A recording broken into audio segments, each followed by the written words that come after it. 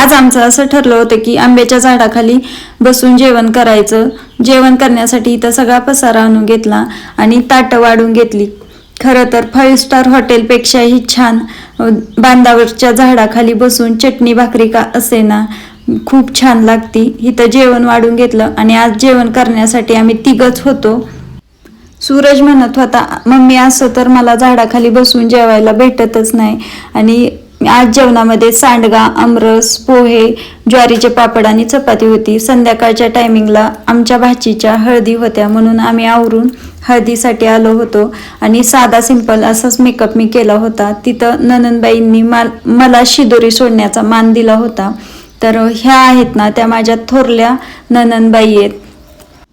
शिदोरी सोडताना आमच्याकडे उकाना घेण्याची पद्धत आहे आणि मी साधा सिंपल असा उकाना घेतलाय. सासू सासरे दयाळू दीर माझ्या हौशी अविनाशरावांचं नाव घेते मानसी दिदीच्या हळदी दिवशी. शिदोरीमध्ये छान असे शेवयाचे लाडू होते. व्हिडिओ आवडल्यास लाईक